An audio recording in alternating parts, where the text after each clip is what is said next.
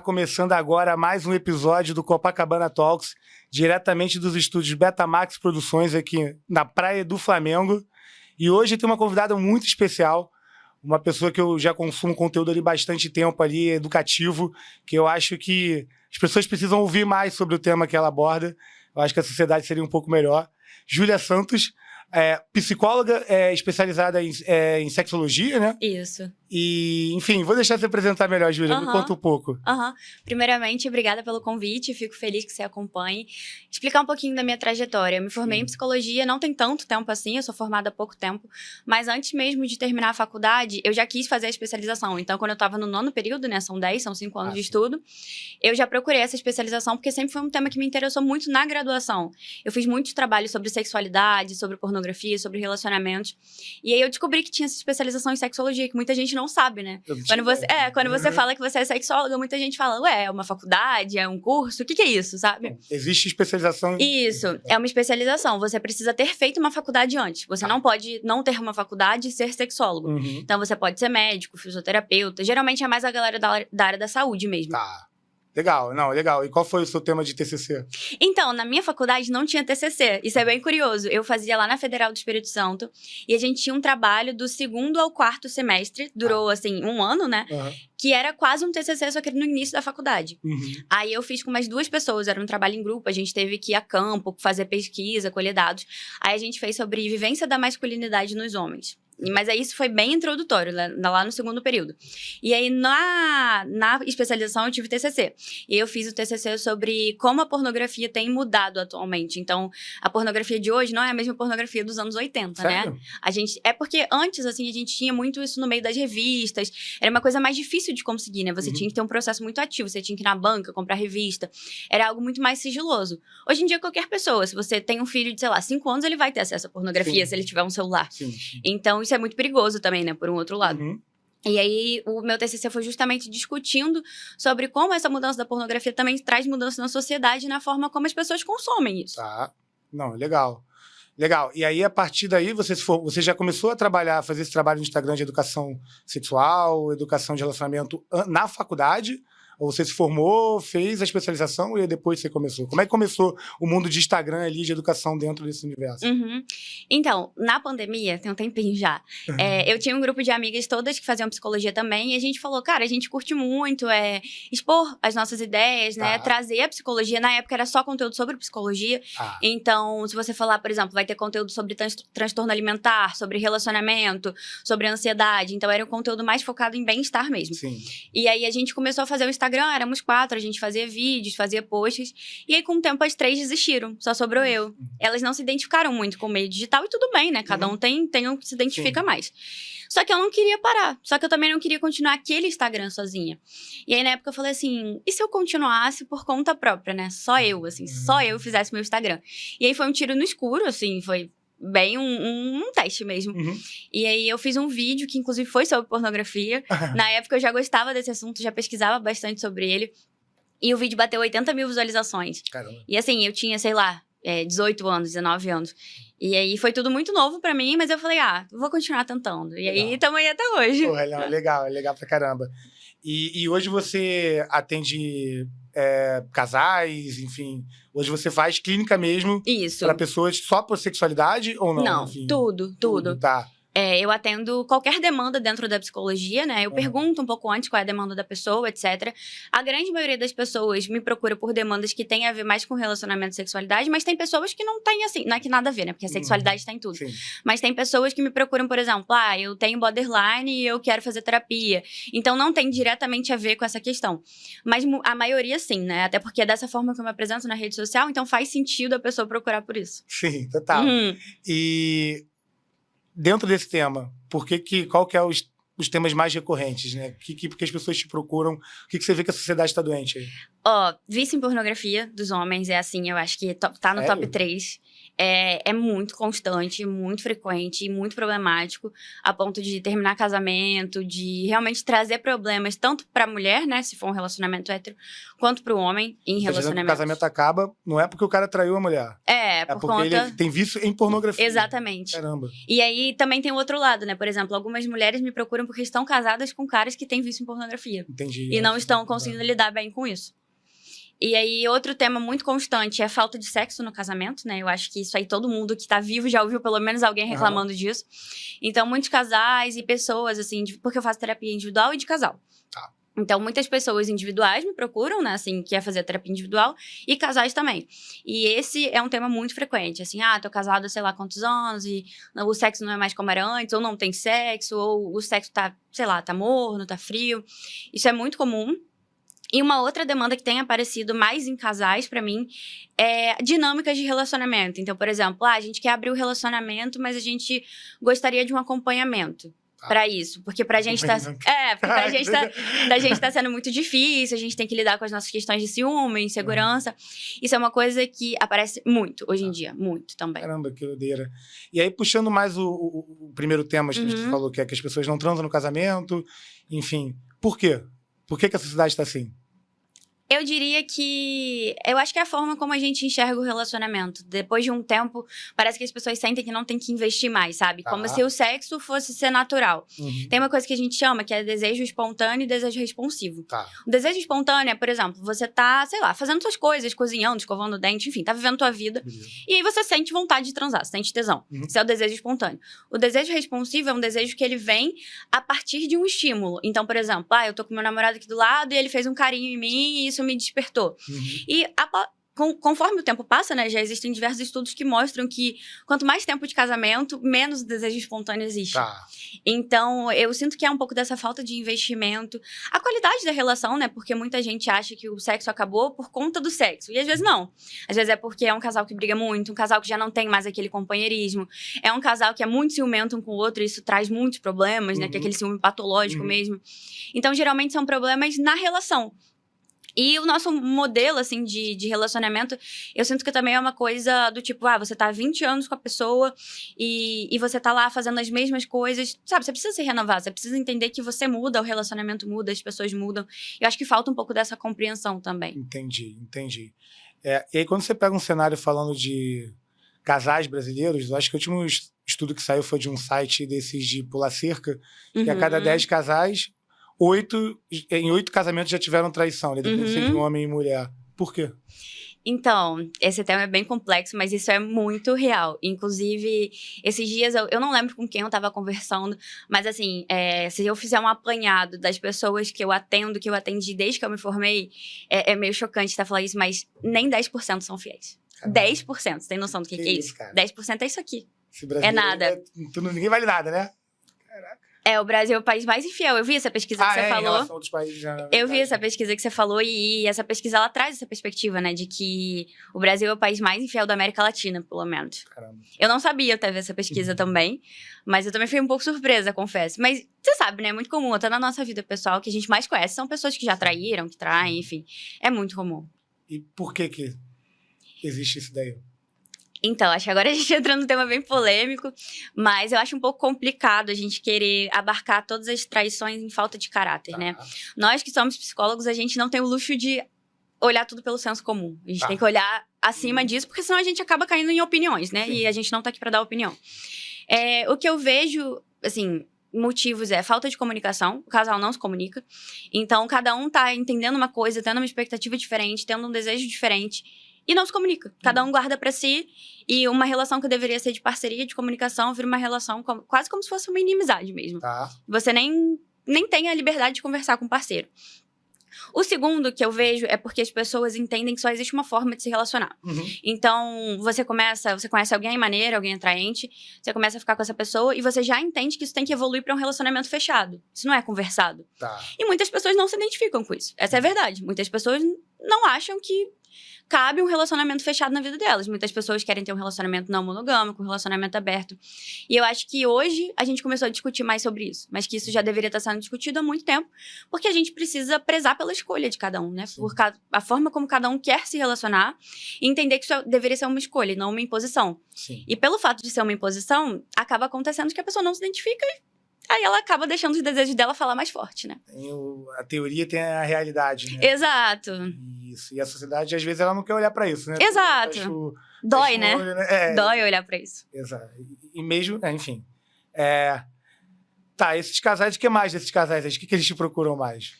Eu acho que esses são os temas mais frequentes, né? Mas, assim, conforme a gente vai evoluindo, os encontros e a terapia, vão surgindo outros assuntos, né? Naturalmente, que não são os assuntos pelos quais eles me procuraram. Então, tem muito dessa questão sexual, tem muita vergonha ali no meio, principalmente por parte das mulheres, né? Então, vergonha em falar sobre sexo. Eu costumo dizer que é muito mais fácil fazer sexo do que falar sobre sexo. Fazer sexo é só você chegar lá e fazer, mas e na hora de você olhar no olho do outro e falar, cara, isso aqui não tá legal, pô, eu prefiro desse jeito, ou não tô com muita vontade, tá acontecendo isso na minha vida, é muito difícil. As pessoas têm essa dificuldade. Então, essa questão da comunicação é uma outra coisa que aparece muito também, e que eu acabei de problematizar, né, como uma das principais questões também.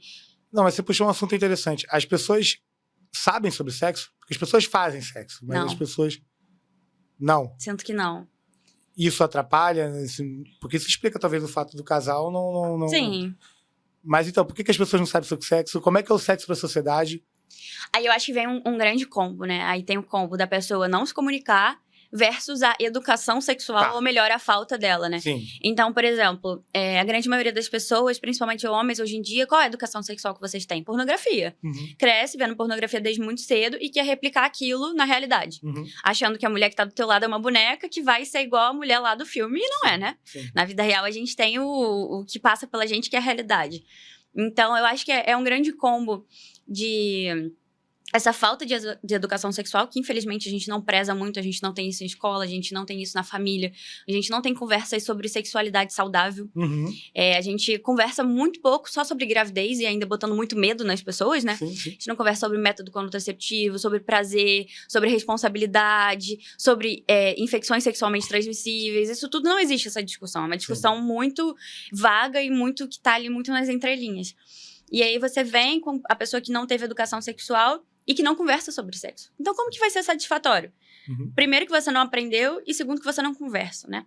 Porque, além do aprender, existem técnicas que costumam ser boas, mas ainda tem a individualidade de cada um, né? Sim. Que é o que cada um gosta, o que cada um sente prazer, o que cada um sente repulsa.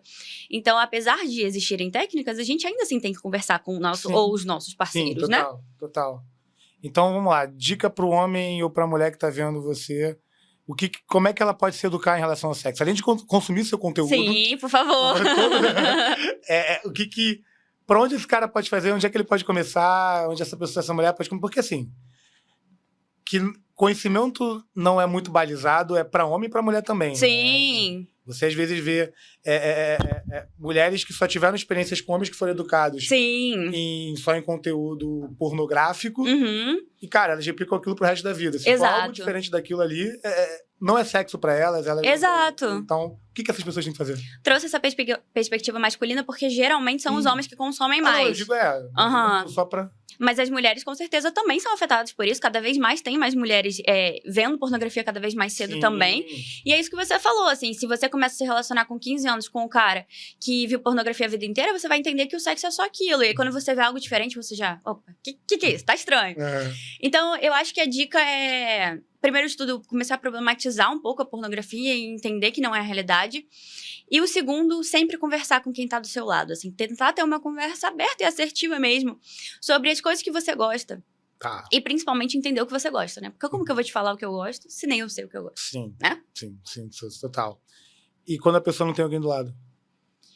Eu acho que, independente se tem alguém do lado ou não, eu acho que isso vale pros dois, conhecer o próprio corpo, assim, então, sabe, você se entender, é claro que a masturbação faz parte disso, mas não só, mas entender, sabe, qual parte do seu corpo te dá agonia, qual parte do teu corpo te dá prazer, qual tipo de movimento você gosta, qual tipo de movimento você não gosta, e tentar não ver isso como um problema, sabe? Porque a gente tem muito tabu sobre a masturbação. Uhum. Mas tentar ver isso justamente como uma solução. Porque é o que vai te levar a entender o que você gosta pra você depois, um dia, falar pro outro, caso você vá ter um relacionamento, se não tiver tudo bem também, né? Não, exato. Tem aquele movimento hoje NoFap, né? Problematizam mais ainda a masturbação ali. Sim. Tira da realidade do cara ali, né? E uma coisa que eu penso sobre educação sexual é que você falou, devia ter vindo das escolas, mas não vem. Você, como outras pessoas, tem um trabalho muito importante isso na internet. Que feedback que você tem dentro da internet, aí fora do consultório? O que você vê do seu público? O que eles demandam? O que você acha que é a carência desse povo? Ou é a mesma coisa dentro do consultório? É diferente? Como é que funciona isso? Tem, sim, as mesmas perspectivas, mas é maior, porque é muita mais gente, Sim, né? lógico, Obviamente. né? Então, a gente consegue ter uma amostra maior. É um feedback muito positivo, eu fico muito feliz com isso. E pra gente, são coisas que parecem básicas, né? Pra gente que se debruça sobre esse tema, que problematiza. Mas pras pessoas, às vezes, não é. Às vezes, eu tô falando uma coisa que pode parecer óbvia pra mim, mas pro outro não é óbvio, Sim. sabe? Cada um tem a sua vivência. Então, tem sido um feedback muito positivo, assim, pessoas que me falaram que o casamento mudou depois de começar a seguir. Eu acho isso tão bacana. Legal. Que falam que começaram a enxergar o sexo de outra forma, que começaram a ver todos esses assuntos com menos tabu, né? Não falar daquele tipo, nossa, meu Deus, não posso falar a palavra sexo, que não sei o quê. E que começam a ver isso tudo de forma muito mais natural, né? Porque é natural, Sim. né? Quase todo mundo faz. Não vou falar todo mundo, porque tem exceções. Mas, poxa, quase todo mundo faz. É um assunto universal.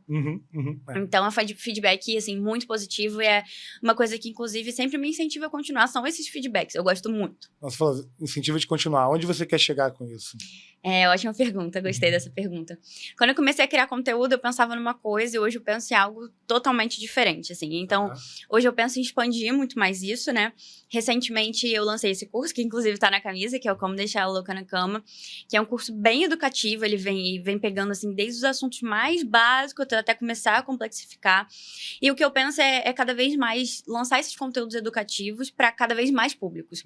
Então, lançar diversos cursos, conteúdos gratuitos também, obviamente, postar muito nas redes sociais e cada vez chegar mais acima e conseguir educar mais gente, assim. Eu acho que essa é a minha perspectiva.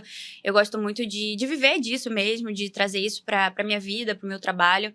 Então, o lugar onde eu quero chegar, eu acho que o céu é o limite mesmo. Conta mais um pouco do curso, como é que funciona? Conto. A ideia do curso foi muito pensada, assim, durante muito tempo, com muito carinho, com muito estudo. Mas o curso, ele é pra ser um ambiente no qual os homens aprendem sobre, primeiramente, o corpo feminino, porque pra mim nunca fez sentido você ensinar sobre o prazer feminino sem ensinar sobre o corpo. Então, entender como funciona a anatomia feminina, o que é um ponto G, o que é um clitóris, o que é uma vulva, sabe? Entender sobre zonas erógenas. Então, tem todo esse conteúdo introdutório lá. E aí, depois a gente começa a ampliar mais o conteúdo. E aí, a gente vai ter técnicas de masturbação, de sexo oral, de penetração. Aí, tem técnicas de comunicação também, que entra nessa parte que eu te falei. Sim. E, assim, eu acho que uma coisa que foi bem disruptiva, que a gente teve ideia, né, que sou eu e 2 sócios, de fazer esse curso explícito. Então, a gente contratou modelos pra mostrar nelas. Porque eu nunca mais queria ouvir aquilo. Você explicou, mas eu não entendi. Não tem como não ter entendido. Tem uma mulher ali, sabe? Caramba, que legal. Então, acho que esse foi a mais quebra, assim, que a gente chegou. Rapaziada, tá vendo? É a hora agora, não tem desculpa. Não tem como falar que não aprendeu depois, hein? Não, é legal. Cara, então vamos mudar um pouco de assunto, que eu vejo também que você comenta muito. Acho que você também tem até um produto sobre isso. De explorar parte de vamos dizer que seria o black hat ali da área de sexo, que seria falar sobre BDSM, falar sobre swing, falar dos tabus do sexo. E aí, entrando aqui, também é algo que é normal, as pessoas... BDSM é algo que está introduzindo na sociedade. Primeiro, explica que é BDSM para todo mundo aqui. Enfim, swing, as pessoas estão indo pro swing. É uma coisa nichada, as pessoas têm interesse. É um interesse velado. Como é que... Vamos trazer para esse assunto aí. Vamos. Então, na verdade, o movimento foi contrário. Eu comecei a falar sobre isso porque a demanda aumentou.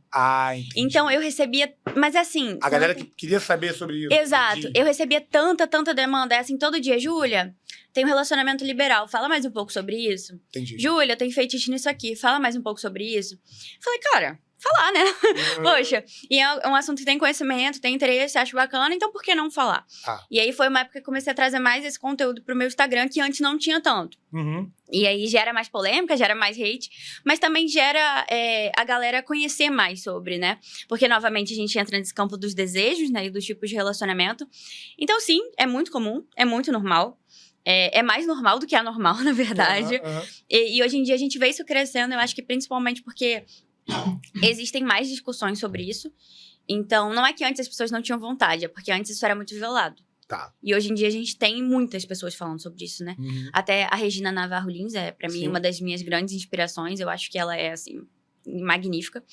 E muitas outras pessoas, assim, seja do meio liberal, sejam psicólogos, historiadores, né? Pessoas que têm acesso a esse conteúdo que mostra como a nossa sociedade se formou. Sexólogos também, temos muito.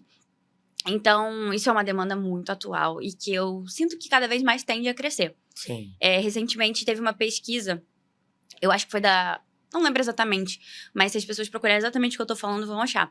Que 62% dos jovens hoje em dia falam que teriam um relacionamento aberto. Caramba, imagina isso há 30 anos atrás. Quantos por cento teria, sabe? Sim, total. Mais da metade. Mais da metade. Caramba. 2/3, né? Sim, caramba. Praticamente. Você falou de Regina Navarro, realmente, quem não conhece o conteúdo da Regina... Sigam, gente, sigam. Ela é magnífica. Tem os livros dela também são excelentes, né? Eu li. E aí, cara, se a gente entrar no assunto que a Regina aborda, né, são bases da sociedade muito complexas, assim, né? Você acha que o que a gente construiu hoje, de que a gente entende como relacionamento, é o correto, é o certo, é o padrão, todo mundo deveria seguir? De onde veio isso? Para onde a gente vai? Sobre se é correto, eu acho que é muito subjetivo, né? Exato. Por isso mas não acho que é o que a maioria das pessoas sente que é pra vida delas, pela minha experiência mesmo, assim, tanto pessoal quanto profissional, assim. Então, digo de pessoas perto de mim, de amigas, amigos, familiares, do que a gente vê na sociedade, né? Porque nós estamos aqui interagindo com a sociedade, e da experiência profissional também, então, de pacientes, seja na parte da sexologia, seja na parte da psicoterapia, né? Da psicologia. Então, o que eu vejo, eu acho que é reiterando novamente isso, de que a gente deveria olhar isso mais como uma escolha, e não como um imperativo social, assim, do tipo, então, se eu tô me relacionando, eu tenho que me relacionar assim, porque essa é a única possibilidade, sabe? E para além do modelo também, eu acho que, independente do modelo, tem muita forma como a gente se relaciona. Então, por exemplo, se eu tô me relacionando com você, aí eu vou ficar falando pra você que você não vai sair com tal pessoa, que você não vai pra tal lugar, sabe? Parece que você tá refazendo a tua relação com sua mãe de novo. Total. Parece que você tá ali numa relação que a pessoa assinou um contrato de posse sobre você e você virou um objeto. Isso é muito problemático. E eu acho que é mais problemático, tocando nesse ponto, é que os memes da internet hoje em dia são sobre isso, né? Assim, as pessoas validam esse tipo de comportamento. E aí, você fala, tem uma galera que não... As pessoas podem não viver da forma como elas falam que vivem, mas elas não estão a fim de refletir e entender que aquilo... eu acho que está muito distante da sociedade parar e pensar. É visto mais como um louco quando falam o oposto, né? Enfim. Você vê aí celebridades que estão um cabresco ali com seus maridos atuais ali, enfim. Eu não vejo perspectiva de melhora nesse sentido, assim. Tem até Pode falar. aquele famoso meme de tipo assim, meu marido nem precisa me pedir pra jogar futebol porque ele sabe que eu não vou deixar. Aí você olha e fala assim, mas cara, como assim? Como assim? Deixar? Sabe? Esse verbo nem deveria ser usado nesse contexto. Você não é a mãe dele. Sim. Eu sempre falo que a última vez que eu pedi permissão pra alguma coisa, tinha menos de 18 anos, foi pra minha mãe. Sabe? Eu não quero ter um relacionamento assim com alguém. Não faz sentido. E isso é muito problemático, né? Isso traz problemas, assim, pro dia a dia da pessoa. Ciúme patológico, dependência emocional. E você vê que a pessoa ela fica abalada visivelmente, sabe? Ela começa a ter uma vida que é controlada pelo outro. Sim. E aí as duas pessoas adoecem, no geral. Sim, exatamente. A outra fica controlada e a que tá sendo controladora. Que é ruim pros dois. Exato. E aí o problema é que as pessoas continuam replicando o mesmo comportamento do que só muda de endereço, né? Só troca o ator. Não, legal. E aí uma pergunta que eu tenho. Dentro do mundo de psicologia, você sofre algum preconceito em falar sexualidade? Como é que é uma psicóloga virar e falar... Eu sei que o caminho da sexualidade foi natural para você e a psicologia entrou. Mas dentro dos seus pares, você tem uma aceitação Isso é tranquilo? Porque se você for olhar pra internet, na internet pode derrubar teu canal a qualquer hora, né? Porque é um assunto... Meu podcast está em risco hoje. Na verdade, Copacabana Talks pode acabar hoje, depois desse programa. Mas você sente apoio dentro do mundo da psicologia pro tipo de conteúdo que você gera, pro tipo de informação que você passa? Como é que funciona isso? Então, é complicado. Eu acho que não. Acho que não. Acho que mesmo as pessoas que estão dentro da psicologia ainda tem muitos tabus sobre isso, né? Acho que a gente idealiza muito os psicólogos de forma geral. De achar que são todos mega desconstruídos, que são seres de luz, seres do bem. E não é assim, né? Porque não é porque a gente é psicólogo que a gente deixa de ser a gente, que a gente deixa de ser nossos defeitos, nossas qualidades. Então, eu sinto apoio de algumas pessoas, mas de outras não. Inclusive, tem pessoas que, quando eu comecei a fazer isso lá naquele outro Instagram que eu falei, e falava de sexualidade, era chacota, assim, até mesmo na faculdade, e que hoje em dia vem me pedir favor. Sério? Que pede pra divulgar sei lá o quê, que pede dica de como introduzir na internet. Então, é muito curioso como as coisas acontecem, né? Mas não, eu não sinto esse apoio, assim, de forma geral. É claro que tem pessoas que sim, óbvio, né? Mas se eu fosse de responder de forma geral, não. E tem muita gente que te ataca? Ou não? Acho que sim, por conta do conteúdo. Ainda mais quando eu comecei a falar mais sobre outras formas de relacionamento. Porque isso mexe muito com as pessoas, né? Sim. Isso mexe muito com o nosso ego, principalmente. Sim, né? A pessoa... ela toma dores pra ela, né? Sim, né? Famoso hate. Mas isso ajuda a crescer ou não ajuda, o jeito? Eu acho que sim. E assim, hoje em dia eu tenho uma mentalidade do tipo... Se essa pessoa tá me dando hate, tá me atacando, é porque isso afetou ela de uma forma muito sinistra. Sim, né? Assim, pra ela tá perdendo o tempo dela pra vir aqui comentar, me xingar uma pessoa que ela não conhece, é porque esse assunto dói muito nela. Sim.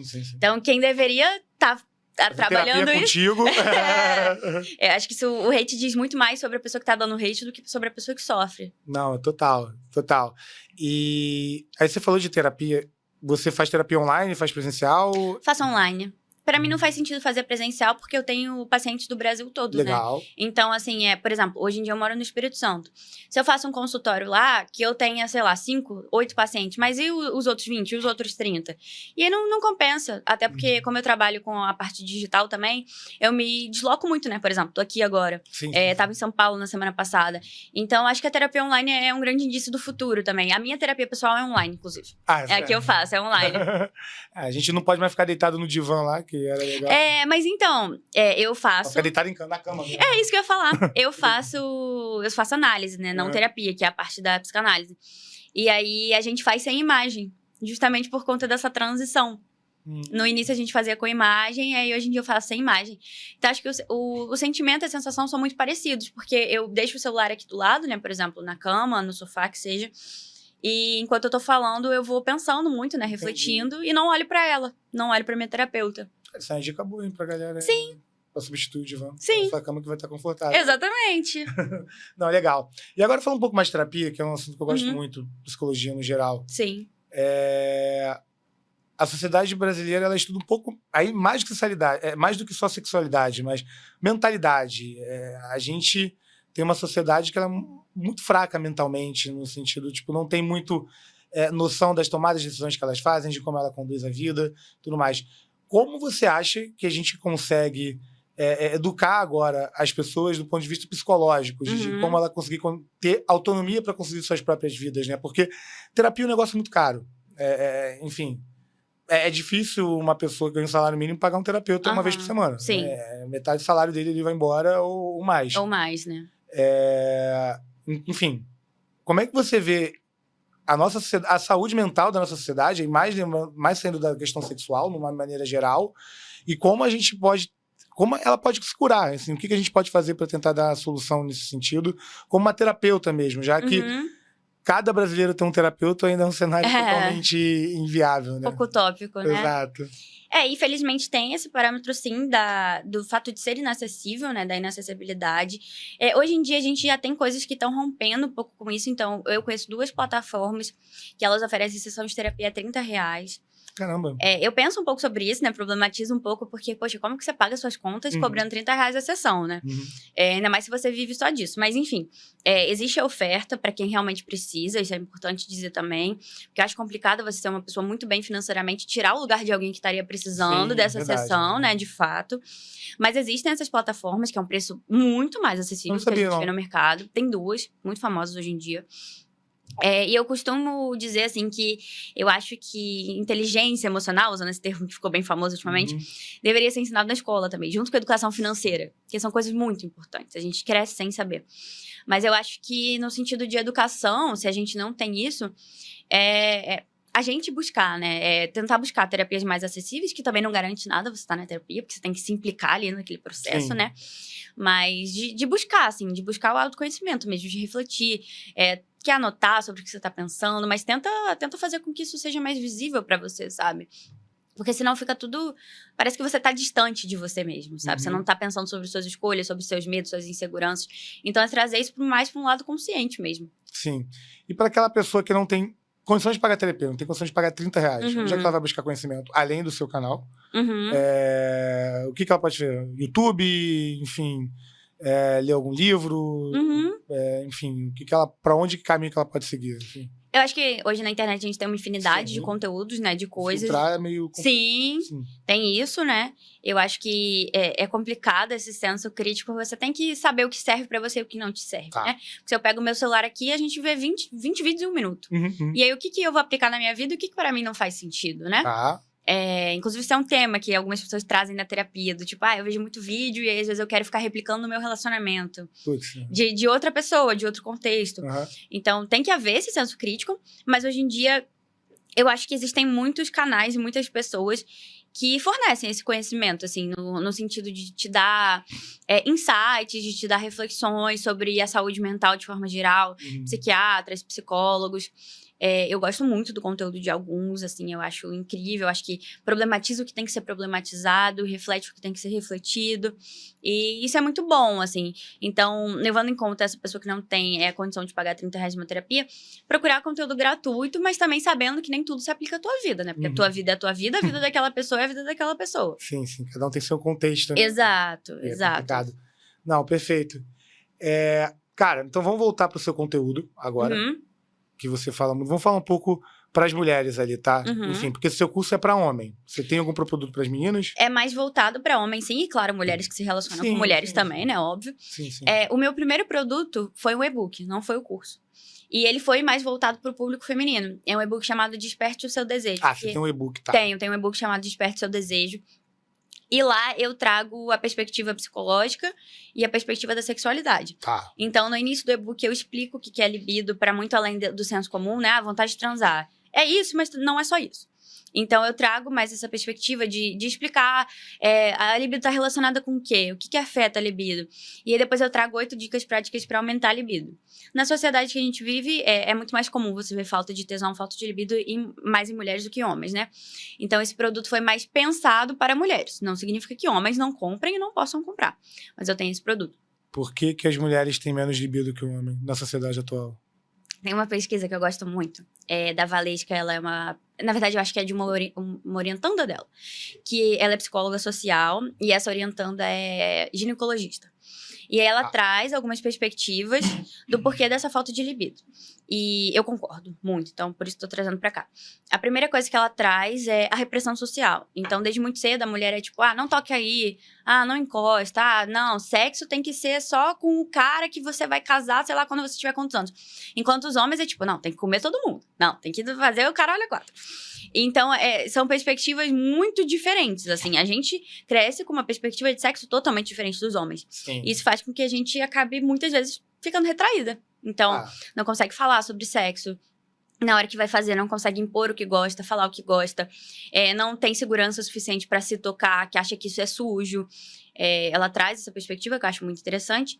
A segunda perspectiva que ela traz são relacionamentos díspares, né? Então, no sentido de que não tem um equilíbrio. Por exemplo, é a mulher que fica o dia inteiro cuidando do filho. É a mulher que faz a maioria das tarefas de casa. Isso gera um cansaço. Total. Isso tem tudo a ver com libido, Uhum. né? Como é que você vai ter vontade de transar se enquanto seu marido ficou o dia inteiro jogando videogame, tomando cerveja, você limpou a casa, cuidou do filho, amamentou? Caraca, isso é Sim. muito desproporcional, né? Sim, sim. Então, tem essa perspectiva também que é muito problemática, né? Assim, de achar que isso tudo tem que ficar nas costas dela. Eu acho que essa questão social também é muito forte. Uhum. Eu diria que é a principal questão. É a forma como a gente é ensinada sobre como a gente deveria se portar sexualmente, que é muito problemática. Para as novas gerações está mudando ou ele continua a mesma coisa? Acho que tá mudando um pouco. Hoje em dia se fala muito mais sobre sexualidade feminina, né? Sobre Sim. prazer feminino, sobre orgasmo feminino, coisas que há pouquíssimo tempo atrás nem sabia que existia. Sim, sim.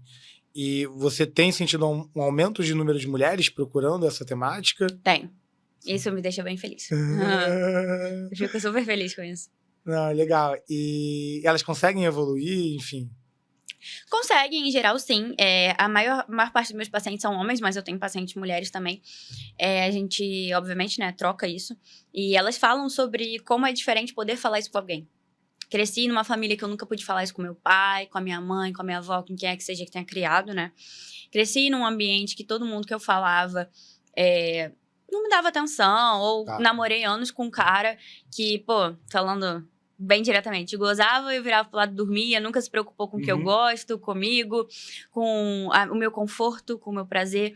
E eu acho que, assim, tá tendo uma tendência disso evoluir finalmente, né? Em passos lentos, mas um dia a gente chega lá.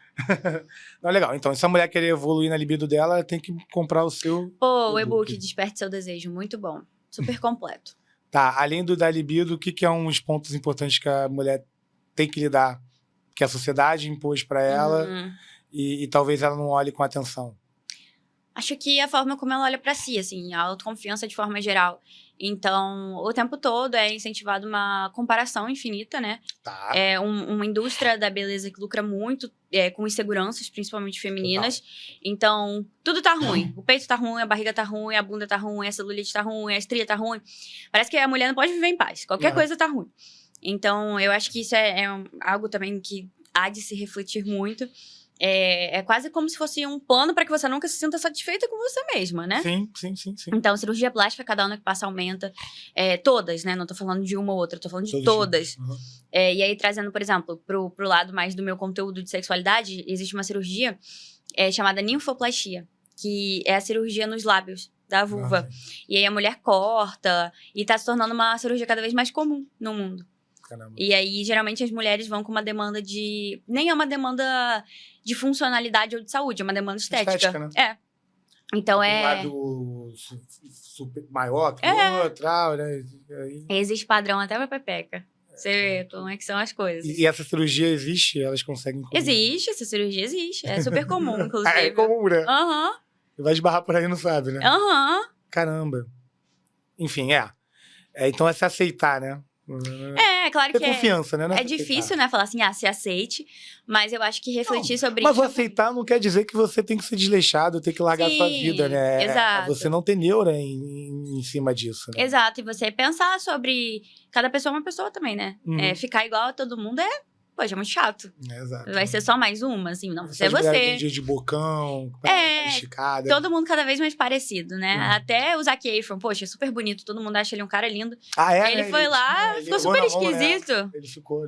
Ficou igual a todo mundo e muito menos bonito do que ele era natural. Entendi. E eu vejo que isso acontece cada vez mais, assim, com mulheres e com homens também. Sim, com homens também. Uhum. Mas a pressão do homem, ele tem a questão do físico, mas o homem, ele também entra naquela questão de ser um macho alfa, sim, né? A virilidade. De dinheiro. Agora tem até os Red Pill, né? A própria personificação de... É a galera do NoFap, né? Eles não praticam isso, né? Mas aí, pro homem, o que você diria, assim? Então, beleza, a mulher, ela tem um problema da libido. O homem, eu acho que ele buscar conhecimento e entender a mulher, né? Entender o que é sexo, né? Sim, eu acho que a dica número 1 para homem é desconstrua a pornografia. Pornografia não é educação sexual. Sim. Ponto. Né? Ponto. Não é. Não é e nunca vai ser. A não ser que a gente mude totalmente, mas assim, tá muito longe de ser. Ficar assistindo o Kid Bengala não vai ter nada. Não vai te frustrar, na realidade. Você vai ficar triste, vai começar a se comparar, vai achar que o sexo é uma coisa, que não sei o que é uma coisa, vai, na realidade, tá nada a ver com aquilo. Cara, falando nisso, o homem faz isso, mas eu também vejo esse comportamento na mulher. Eu vejo que esse comportamento das pessoas hoje, no sexo, dessa sociedade geral, é uma masturbação mútua. Como assim? O homem, ele tá usando a mulher ali. Ele não tá existindo uma troca. Eu quero ter orgasmo, você quer ter orgasmo, a gente tá...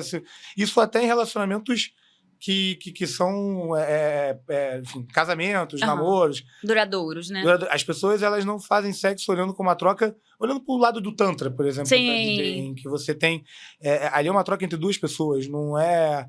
Eu não tô te usando pra rapidinho ali gozar e ir embora pra casa. E eu vejo que essa parte de troca, ela é muito inexistente na sociedade, principalmente puxada pelo homem, pelo sexo de pornográfico, né, que a gente tem.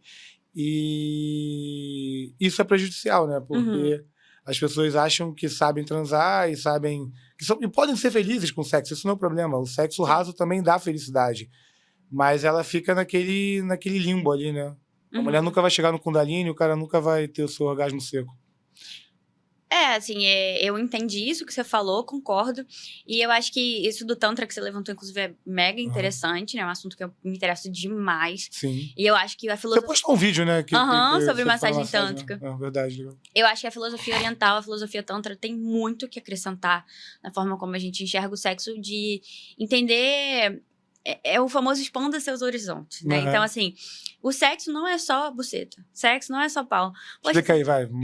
Cara, você tem o corpo inteiro da pessoa ali, sabe? Cada pessoa é um universo, ainda mais no quesito sexual. Então, pode ter gente que sente sensibilidade na sobrancelha, na bochecha, nas costas. E por que não explorar isso, sabe? Por que não se dar um tempo? Por que fazer tudo com pressa, sabe? Sim. É claro que às vezes você vai querer fazer um sexo rápido e tá tudo bem. Sim. Não tem que ter um protocolo. Mas por que não enxergar de uma forma mais universal, assim, sabe? Por que não entender que ali tem um corpo, tem uma pessoa que pensa, que sente. E, de novo, né? Comunicação. Poxa, o que você gosta? Como que você quer? Como é que você quer? Vamos fazer um negócio diferente hoje? Vamos usar, sei lá, uma vela, uma luz diferente, provocar outras sensações, sabe? Trazer seu corpo para um outro lugar. Uma música. E experiências fora do sexo também. Por exemplo, a massagem tântrica. Que eu acho que é uma experiência super válida. Sim, acho que todo mundo deveria experimentar e eu acho um dia, né? Incrível. Assim, exato. Incrível. E os brinquedos sexuais, eles vieram para substituir o sexo, vieram para dar conforto para a pessoa no seu momento de solidez? Aonde entra o brinquedo sexual nisso? Existe porque, por exemplo, lindo na linha do Tantra, vai ter muita gente que é contra, por exemplo, vibradores, porque vai hiperestimular a mulher e vai tirar a sensibilidade. As pessoas usam hoje brinquedos... Me fala um pouco de panorama sobre isso. As pessoas usam brinquedo sexual, tem que ter cuidado, tem que experimentar, ou ainda ninguém usa? Usa bastante, sim. Já é disciplinado?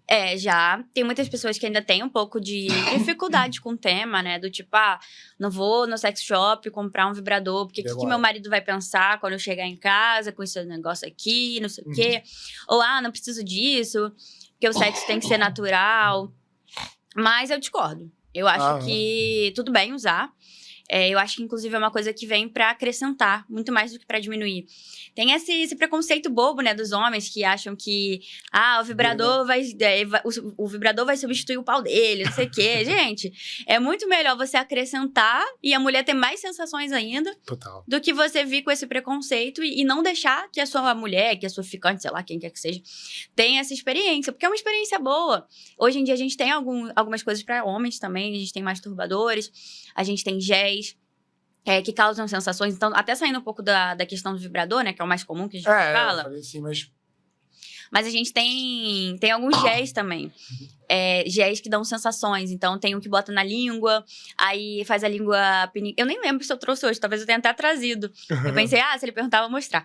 Mas... Não, por favor, mostra. Eu acho que... Cara, tem que achar minha bolsa. Cadê minha bolsa? Eu acho que tá aí mesmo. Então, tem várias coisas, assim, que a gente usa, pode usar pra fazer sexo oral que mais existe, né? Porque aí dá gosto, não sei o quê. Não, obrigada. Esse aqui, eu acho que ele até tá acabando, inclusive. Mostra aí. O que é isso daí? Pra galera direito, mostra na câmera. Peraí, deixa sair primeiro. Tá meio... Enfim, esse aqui é um gel que ele dá uma sensação de vibração. Tem jambu aqui dentro, né? Que é o que tem na cachaça de jambu, por exemplo, que você bebe. Dia, né? Isso, aí fica tudo pinicando. Então, é igual. Esse aqui serve pra beijo e oral.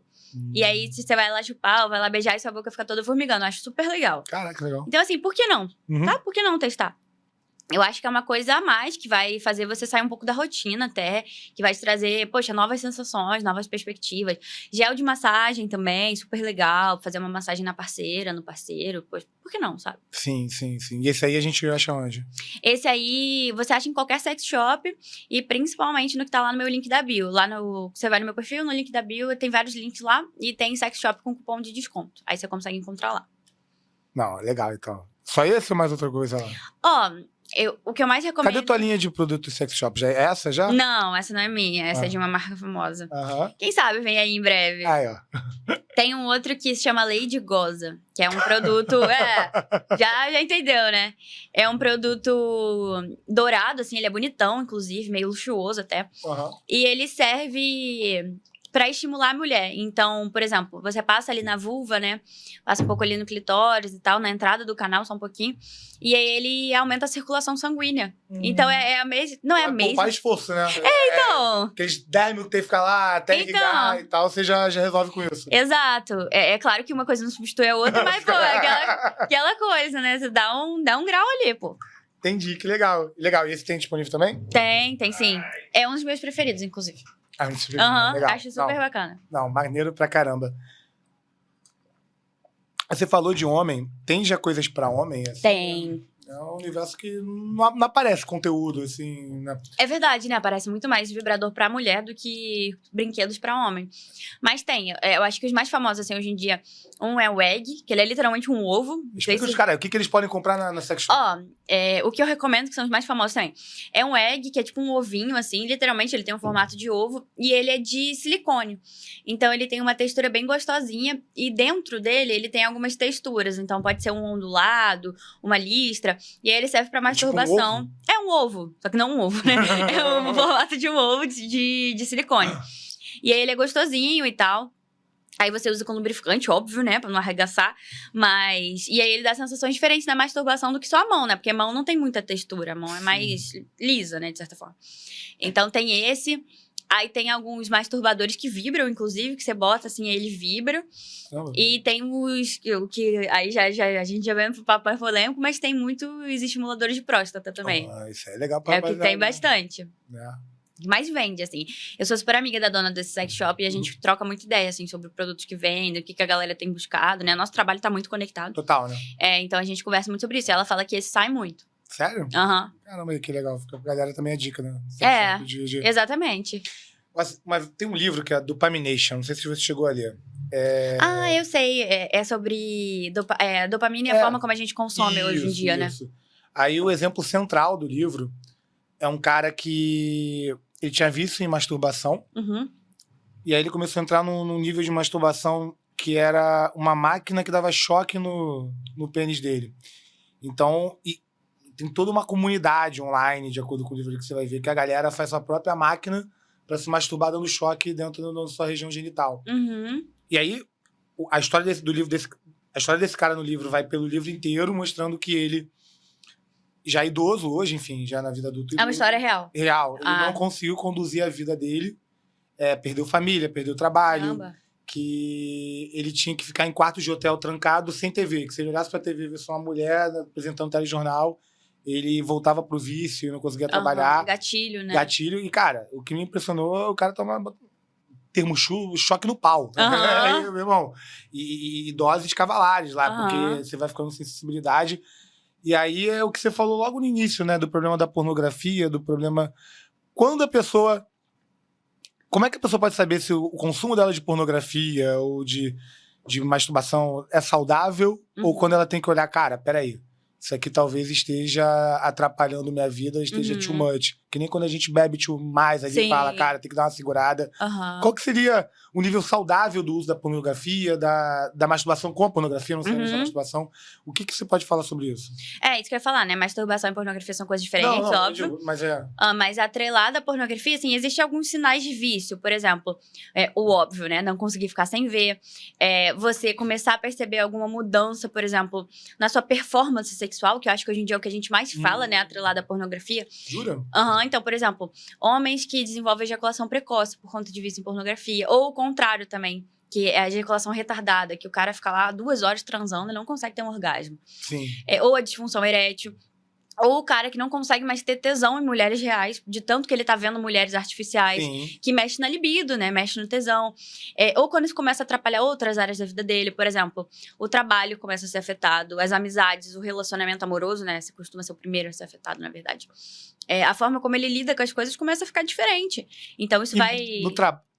Tem gente que tem problema no trabalho mesmo, porque Por eu vi conta esse disso. livro, beleza, mas na realidade tem gente que além do amoroso vai ter trabalho no social também por conta de pornografia.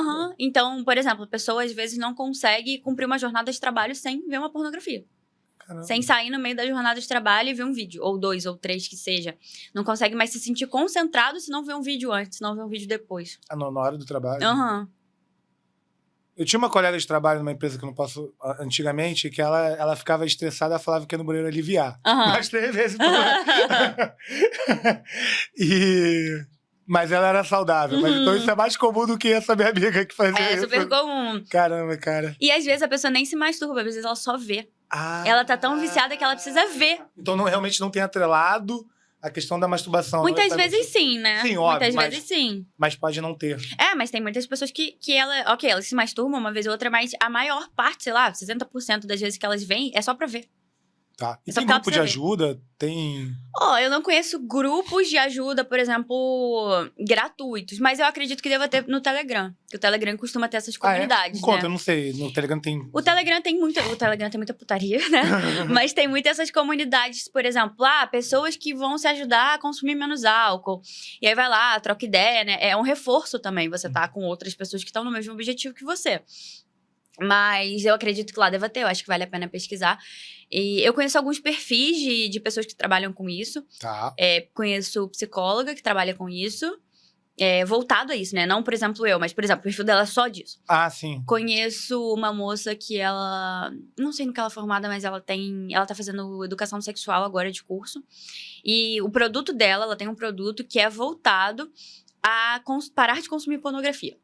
Então, o cara compra, ele vai lá, e aí ele tem várias aulas, vários e-books disponíveis, mentorias com ela, pra desconstruir isso, né? Desconstruir esse processo. E lá no negócio dela tem um grupo.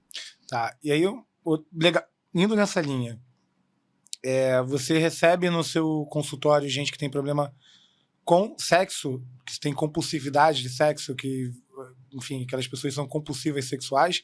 E o que fazer quando a pessoa tiver uma compulsão sexual? Aquela pessoa que vive pro sexo, só transexo, que a gente sabe que existe por aí também. Sim, existe. Até mim, nunca chegou muito. Acho que se foram 1, 2 casos é muito, assim. Mas não é porque não chegou até mim que não existe, né? Total. Mas até mim nunca chegou muito, não. As compulsões e os vícios, na minha realidade, como psicóloga e sexóloga, estão mais atrelados à pornografia mesmo.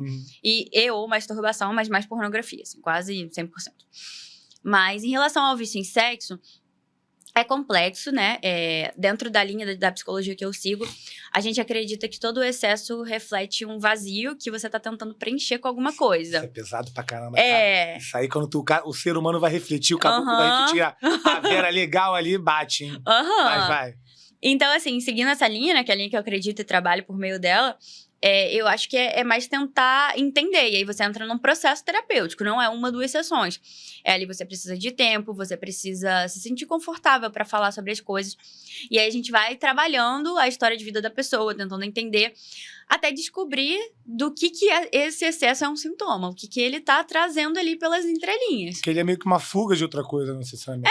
Pode ser, né? Pode ser. Entendi.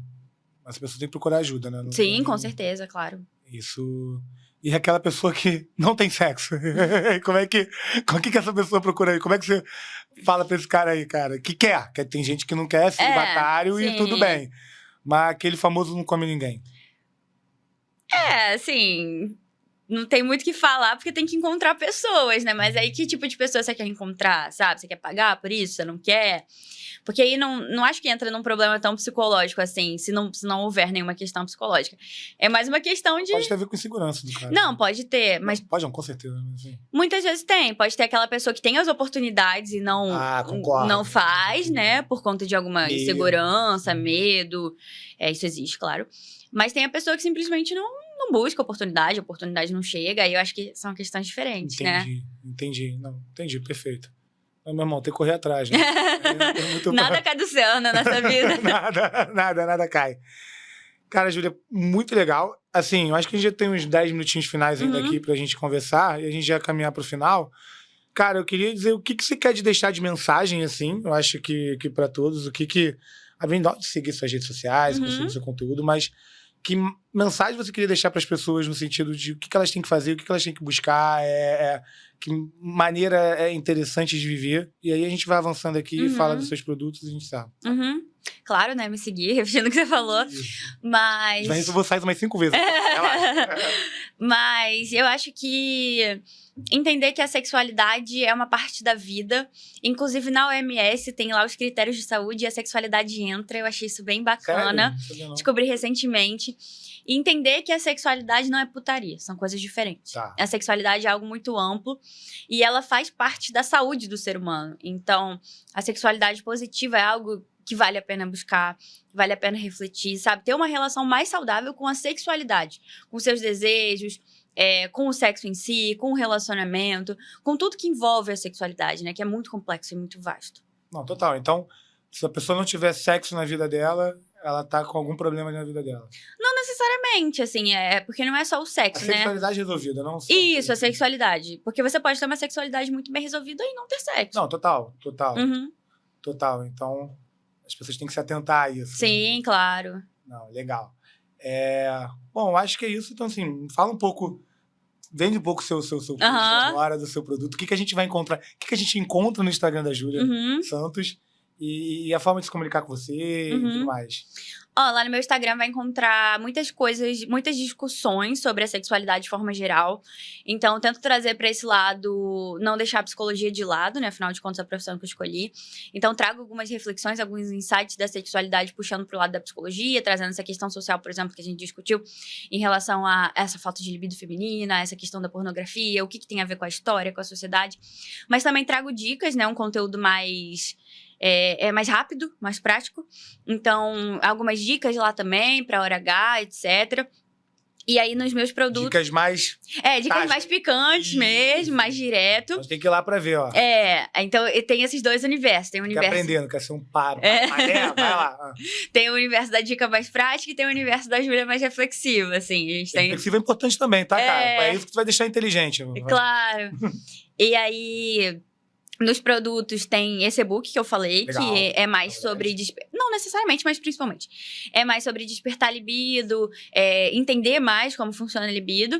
E aí temos o Como Deixar a Louca na Cama, né? Que é assim, o meu bebê hoje em dia. Legal. Que é esse curso mais ensinando a dar prazer pra uma mulher e entender o corpo feminino. E em breve teremos outro. Aí, olha. Teremos outro. Já pode adiantar qual que é o tema? Pode. É um curso sobre sexo oral. Só sobre isso. Olha, isso aí a galera tá precisando. Esse curso aí, ó. Isso aí vai bombar. Esse aí vem. Esse faz promete. Lançamento aqui. Esse promete, tiver, tá? A gente faz lançamento. Esse promete. Que legal. Não, é legal pra caramba. Qual é o arroba? O arroba é Ju Santos C. C de casa no final. Então, o teu cookie hold. Entre no Ju Santos. Rapaz, é o que mais tem, tá? Ah, é? Aham. Conta aí sobre ele. Cara... isso é um fetiche muito comum, assim. É o fetiche do cara que tem tesão de saber ou ver a mulher transando com outros caras. Sim. Isso é muito comum. Muito comum. Eu não acreditava até começar a falar sobre esse assunto e mexer com a internet. Não é nem que eu não acreditava, né? Mas eu não tinha muito acesso a isso. Então, quando eu comecei a estudar, ler e tal, aí muita gente me pedia pra falar sobre isso. Aí eu falei, vou dar uma lida, né? Vou dar uma pesquisada, conversar com alguém que entenda mais sobre. Inclusive, até tive a oportunidade de conversar com caras que têm esse feitiço pra entender o lado deles também. E com as mulheres que estão em relacionamentos com caras assim, pra entender todas as perspectivas mesmo. E isso é super comum. Mas a diferença desse cara, ele não é troca de casal. Não é troca. Ele quer ver a mulher dele se relacionando com o cara. Ver ou saber. Não, então, não necessariamente ele vai ter que estar no ambiente, mas ele gosta de saber que a mulher dele transou com outros caras. E você tem a origem da motivação pra entender mesmo o que ele é? Cada caso é um caso. Entendi. Então... Não tem como bater o martelo e falar, todas as pessoas fazem isso por causa disso. Sim, mas tá. Então, Cucu Road, de novo. Me siga. Tem muito conteúdo disso lá, inclusive. Sim. O Tinder Sem Tabu é uma coisa que a gente atrelou ao curso, mas que agora a gente vai tornar ele independente. Qual que é a ideia? A ideia era a gente... Começou com os casos do Cacode, tá? Inclusive. A ideia era a gente trazer um espaço seguro e acolhedor para fetiches. Então, a ideia é que pessoas lá se encontrem e se conectem de forma sem preconceitos. Então, uma comunidade de fetiches. Então. Isso. Então, você vai encontrar lá... você vai conversar com pessoas que dão match com o seu fetiche, né? Então, por exemplo, trazendo isso de novo. Um cara que gosta de ver a mulher transando com outros e uma mulher que quer estar com um cara assim. De repente, ele se conhece, de repente rola alguma coisa. Ou um casal que tá procurando uma mulher ou um cara pra fazer uma homenagem. Aí conhece lá. E aí, a gente... Eu vou trazer essa perspectiva do conhecimento também, né? De trazer, ensinar um pouco. Isso. Já fiz um vídeo com um cara... que tinha esse fetiche, não. Que era o cara que transou com a mulher do cara. Então, entendeu? Ele tava nesse papel aí. E agora eu vou fazer um vídeo com uma mulher que tem esse fetiche. Com o marido dela. Então, o contrário. Legal. Então só pra entender. A comunidade, você vai ter vídeos, vai ter conteúdos de Vai vídeo ter lá. vídeos explicando, mas o principal... o principal intuito é as pessoas se encontrarem e se conectarem. Sim. Então, como é que é o nome da comunidade? Tinder Sem Tabu. É o Tinder Sem Tabu. Se você quiser entrar na maior comunidade de fetiche do Brasil... Tinder Sem Tabu. Tinder Sem Tabu. No seu Instagram também, lá? Tá tudo no link da bio. Não, beleza, então. Júlia, eu queria te agradecer por você ter vindo aqui. Eu quero que você venha mais vezes. Uhum. De novo, como eu falei quando eu fiz o convite, o seu conteúdo é importantíssimo para essa sociedade doente aqui. Com todo respeito aos meus amigos brasileiros. Com todo respeito. Com todo respeito aos nossos contemporâneos. E, cara, deixar portas abertas, agradecer muito, foi um bate-papo muito bom. E é isso, tá? Muito obrigado e a gente se vê na próxima ali, tá? Eu que agradeço. Despede dos seus fãs ali. Gente, muito obrigada por assistirem, muito obrigada pelo convite. Foi ótimo mesmo, perguntas ótimas, discussão ótima, papo ótimo. E muito obrigada, gente. Gratidão. @JuSantosC. Então, segue galera, lá no Instagram. É dessa que a gente termina mais um programa Copacabana Talks. Valeu, até mais, tchau!